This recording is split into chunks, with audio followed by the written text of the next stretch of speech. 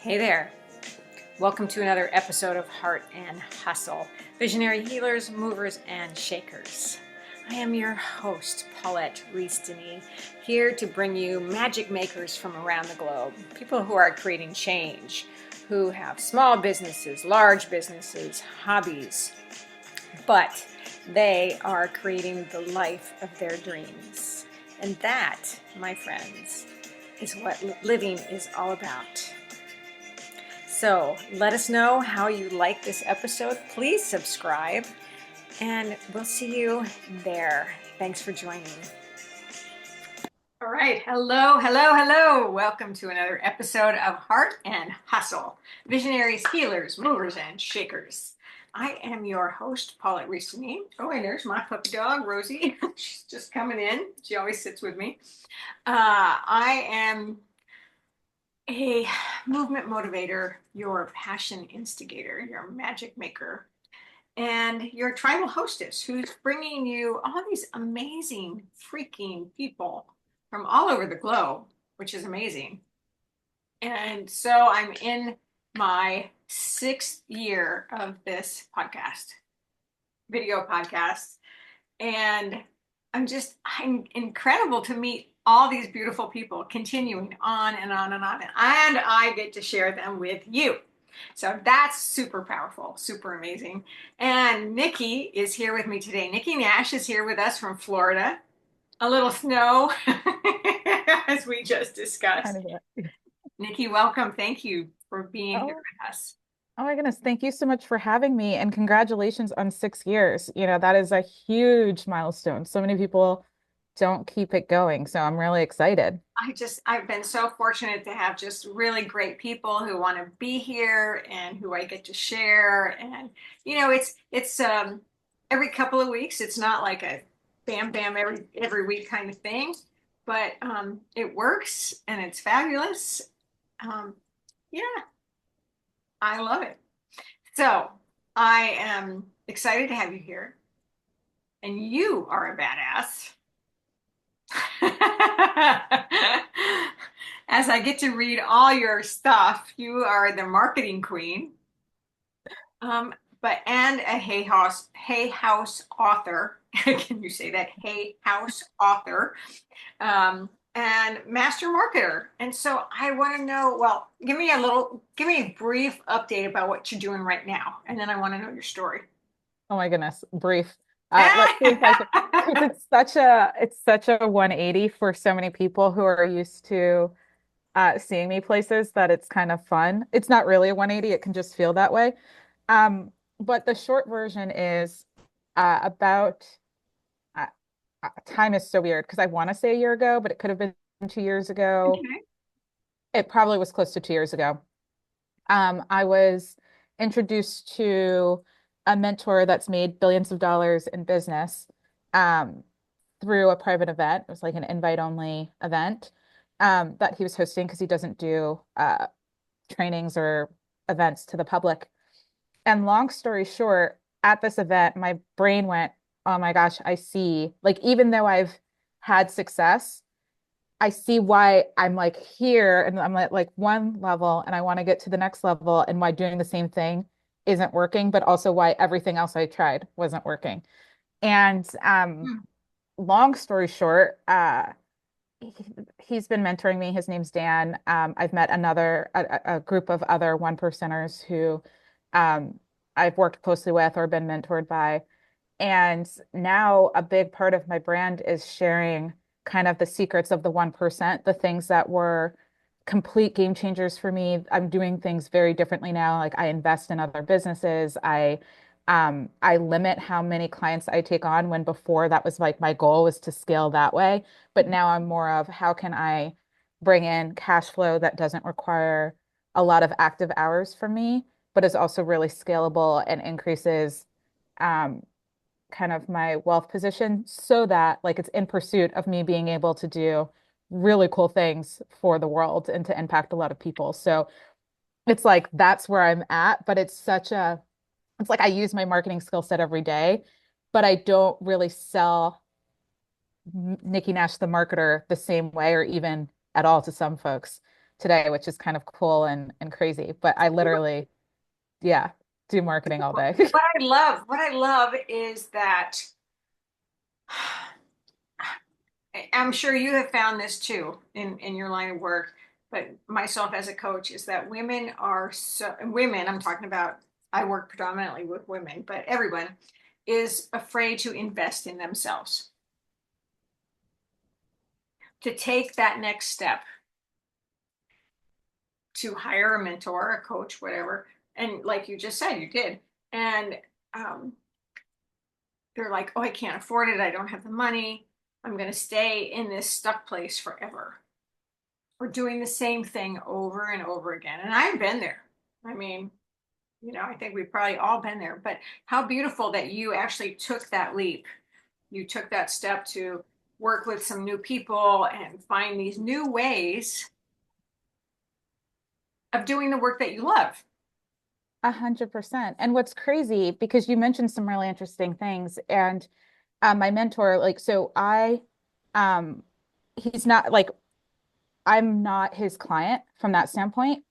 Like I don't pay him, but what he does do, and he doesn't do this with me, but what he does do is he will find, because he really loves giving back and training people and giving people the knowledge that he was given by his mentor, is that he'll find folks that are like 20 years old, 30 years old, like in that like younger where they haven't been kind of I don't want to say clouded, but they don't already have a lens through which they see business. Mhm. And he mentors them, and then he mentors them part-time while they're working, and he has a whole like program or ambassador, not ambassador, apprenticeship program. And then eventually they start being employed and by one of his companies, and then he skills them up so that they can either, like, what his deal is in working with him is that he'll either back financially their own business idea, or he'll put them in a key position in a business that already exists, that he owns. So I've literally met people who were in his mentorship program that are now like CEO of a company that's like doing $1 million or more, like multiple millions of dollars annually. And I'm just like, that's crazy. But it's because he's like, I was able to make sure that they thought the way that I thought or knew the things that I knew and stuff like that. And I remember when I heard this, I'm like, all right, well, I'm 40, so I don't think I fit in your criteria. However, like I remember just saying to, whatever people believe in, the universe, God, like just out there, that would be so cool if I ever got the opportunity. Like I would have so taken that opportunity when I was younger. And if I ever got a similar opportunity, I would take it. And this is where like your skills kind of work for you. So how got into the mentorship is I was going to events that he ran, paying for them, absolutely investing in myself. But long story short, because I have the skill set of marketing and he needed a marketer to help with one of his businesses, I essentially like entered this like rev share meets mentorship agreement. Like the mentorship's just the bonus, but a rev share agreement. Uh-huh, And sure. so it's almost like this is one of my clients are and I love it. Um and yeah, it's And how crazy. much has So it advanced you, right? oh my goodness. It's like, it's not even just financially, it's in the way that I'm thinking. Like, I used to work in tech startups, right? Like, so I worked in Fortune 100 companies and then I moved to tech startups. And so I Wait a minute. get, Oh, okay, stop it. okay, yeah. How did you get started in this whole Oh, thing? you're like, I was born on a warm summer day. No, how did I even get started? Um,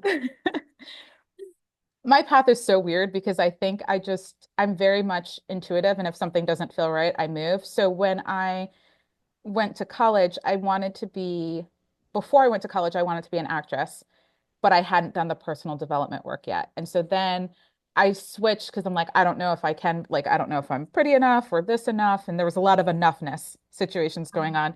Yeah. So I said, you know what, I'm going to be a journalist. And then I was like, I'm going to be an anchor, which the same crapola came up for me.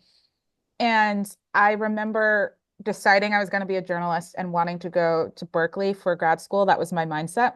Uh-huh. So I literally called Berkeley, like their journalism school, and I'm like, all right, what do you look for? Like, what do I need to make sure that I'm doing? Because there's usually a gap between undergrad and grad. I'm like, what do I need to be doing during this gap so that you guys are like, her?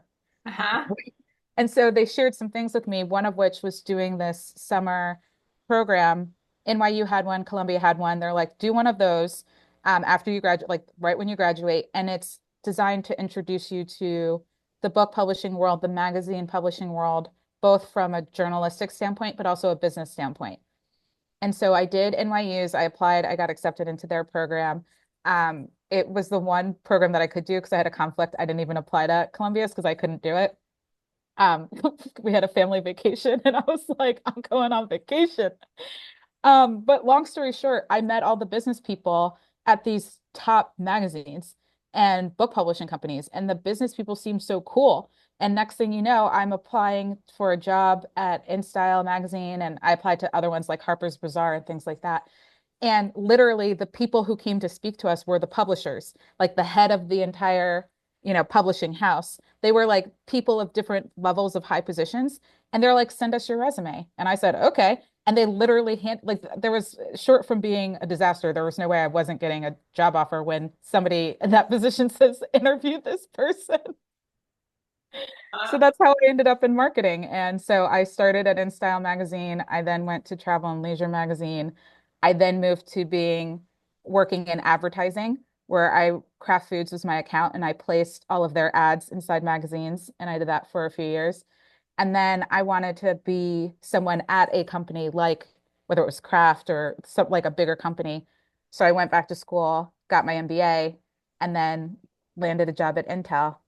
And then from Intel decided to move to tech startups, and from tech startups decided to go out on my own. And so in 2016, I started my own business and haven't looked back since. wow, 2016. So we're talking 9 years. Yep, 9 years. It'll be 9 years in like a few weeks, officially. Yeah. Congratulations. Thank you. Yeah, yeah. And so, wow. And so what's been hard? Oh my goodness. I think the hardest thing, and sometimes I don't even realize it's the hard thing, but it's the hardest thing is really getting getting yourself, but I'm speaking for myself, getting yourself into a place of how do I want to say this? Like anything's possible and doing things even if they feel uncomfortable. Because I think for me, I look back at certain things with my business and I held myself back or I undercharged for something or I didn't make an ask for something because I was too scared of, how it would look. And I think what's really hard is to have the courage to be bold and the courage to do stuff that nobody else is willing to do, like reach out to, I don't know. Well, it's trusting your intuitive guidance system and stepping outside of the box, Mhm. right? And being creative.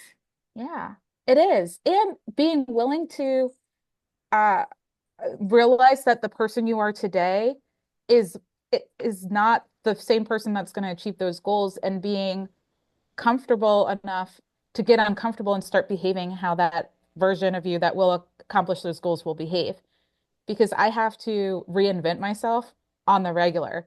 And I think if you're looking at someone who does it well in like the public eye, Madonna's been doing it for decades. Like I don't even like Right, you know what I mean? right. I'm literally like like Madonna's a new version of herself every, decade or every few years or whatnot. So it's just being able to say like I'm this now, right? Or this is how Well, I'm going I to think show up. I think that's so important, and I talk about that a lot because I think as we grow older, our ideals have changed, our visions have changed, our desires have changed, and sometimes we get stuck in what we thought we wanted a long time ago, and we're afraid to move forward or afraid to step out of the box or make those changes.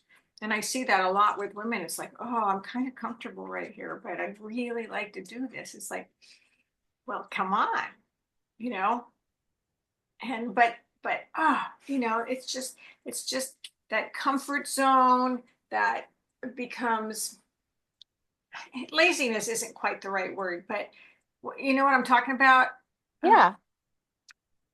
uh, It tr- it there's a curiosity about continuing to live. Yes. And like a willingness to just there has to be a willingness to just try. Like I like to tell when I used to run coaching programs and I would tell my clients that I'm just a little bit more delusional than most. They're like, how did you get there? I'm like, delusion. Like I literally am like, I could absolutely do this. This will absolutely work out. I'm just gonna do this thing. And I'm gonna keep doing it. And other people will look at me like, Nikki, there's no way. Like I remember when I said I wanted to be a Hay House author. And to get a traditional book deal, there are typically very specific steps that you have to go through. And I distinctly remember thinking to myself and saying, that path is too long. I'm going to do this a different way. And I believed there was going to be another way. Well, that's it right there. It's the belief that you can do it. Yeah. If we don't have that mindset, if we don't feel that in our core, if we don't feel that in our vibrations, it's not going to happen. Yeah. There is a guy, his name is Dr. Larry Farwell. He is basically like a genius and come like his dad was a genius, but he is the guy who created brain fingerprinting. So like if you I saw this on an episode of like Criminal Minds or something where they went into there's this guy and he had uh it was about him like there are parts of your brain that will light up if it remembers something or things like that. So the way they use it is to tell I'll say in this episode because I don't know how I'm sure there are a lot of applications that, I the government's like, do not talk about this. I don't even know if they're true. I was going to make some up, but watch it be real. And then I'm in trouble. But in the episode of Criminal Minds, there was this guy who had committed all of these murders and they were going to go he was in jail, but then I think or no, he wasn't in jail. He got into a bad accident right before they were going to arrest him. Maybe I don't know if he was running from the police or what or the FBI, but he was in a coma. So when he woke up, he had no recollection of doing these things to him, right? Or in his mind, he's like, I'm not that person. You've got the wrong guy.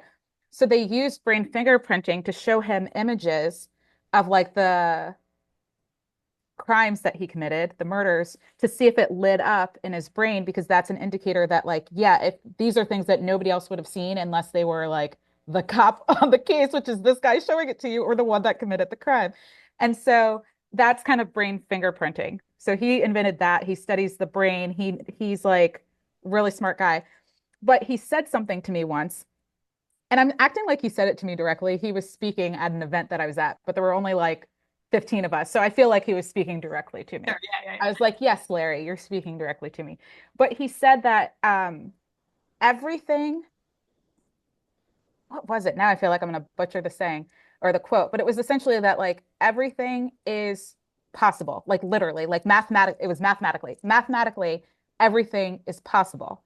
So like there is an equation for like you becoming a billionaire, like it's possible or whatever it is that you want. Like you want to marry sure. Keanu Reeves, like there's a Yeah, mathematical I equation agree with that. Yeah, yeah, where yeah. it's possible. The probability kind of depends on certain things, but it's all possible. And so when I hear stuff like that, and I'm like, okay, literally anything's possible, literally like backed up by math and by somebody who like knows math really well, knows science really well.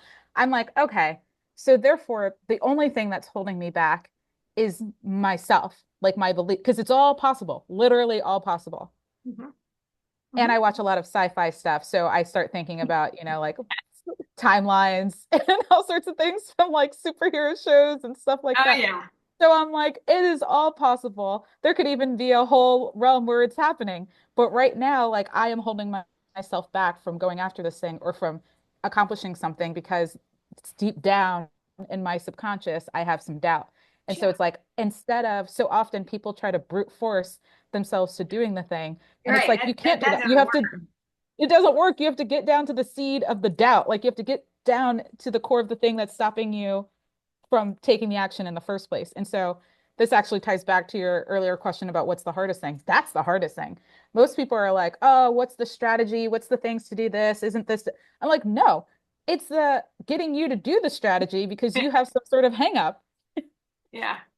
I mean, it all comes back to us. And Yeah. everything that we do, it all comes back to us. It's what our belief system is, what our mindset is, what we think we want, what we know we want, how our intuitive guidance system works, how we're connected with the universe. I mean, we can get really woo-woo, but it's so true because if you don't believe it, hmm, Yeah.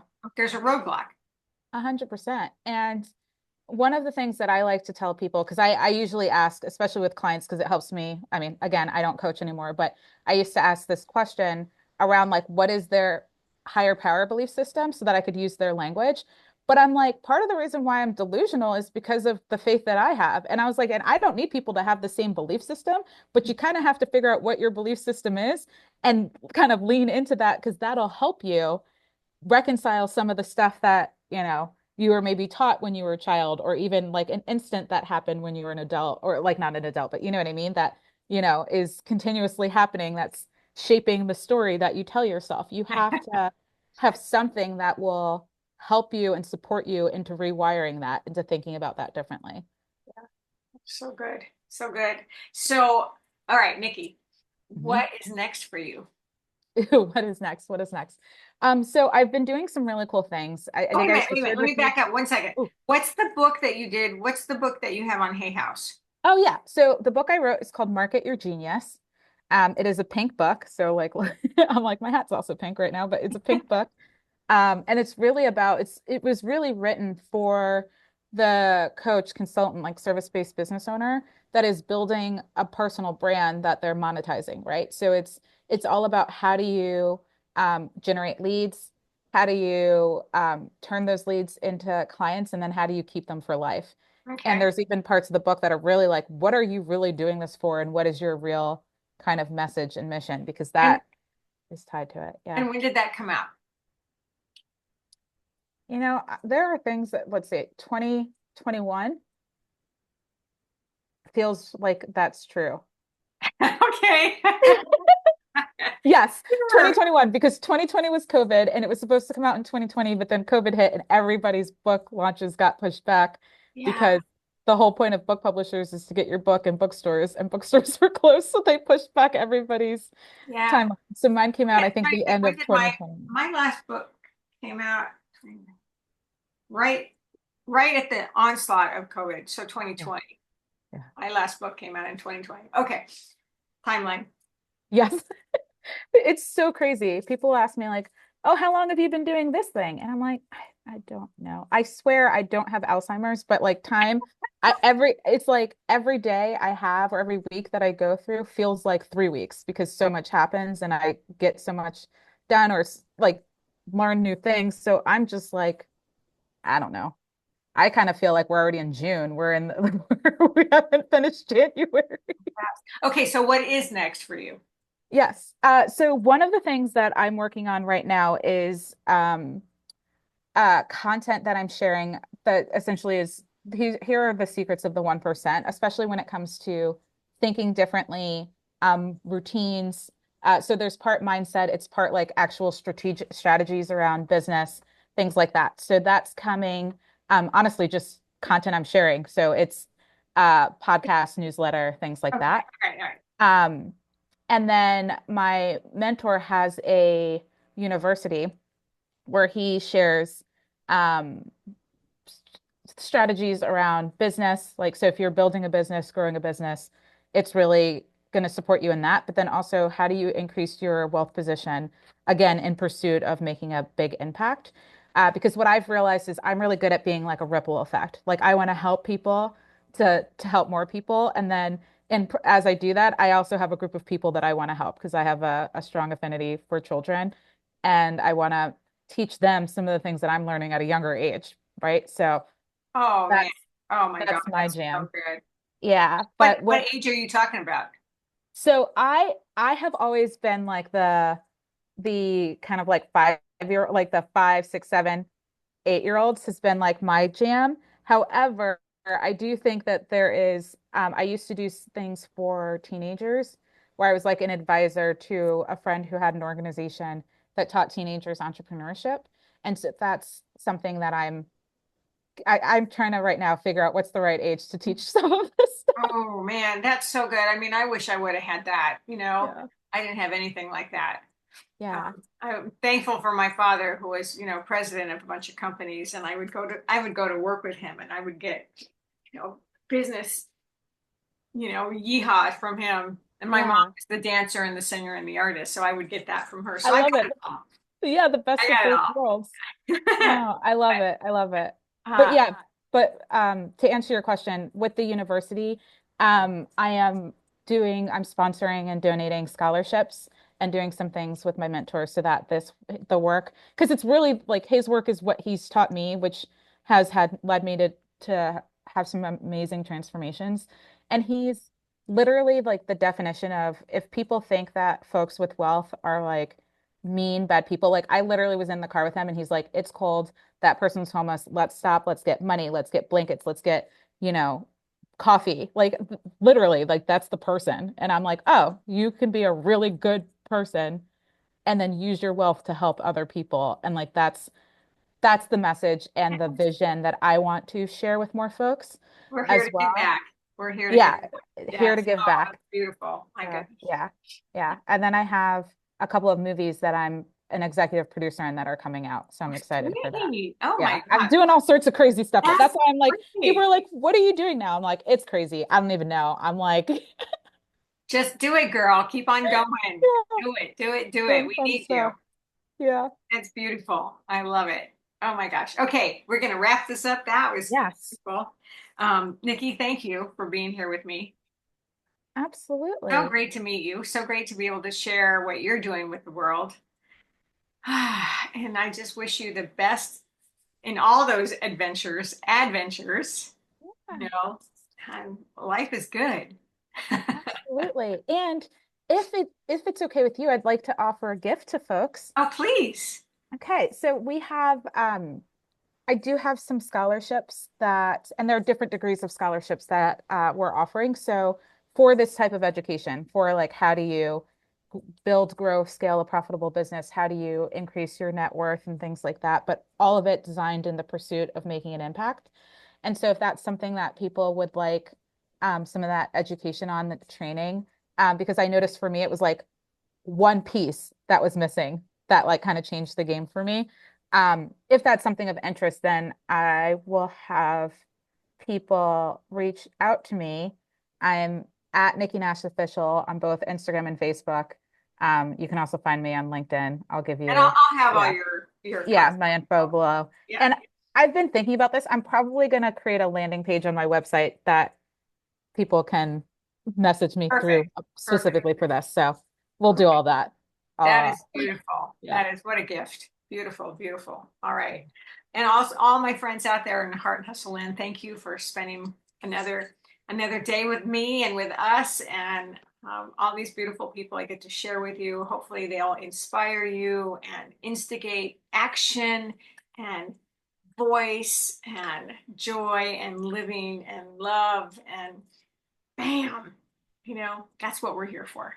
That's what we're here for. So, Nikki, thank you again. Mwah. Blessings to everybody. Until we meet again.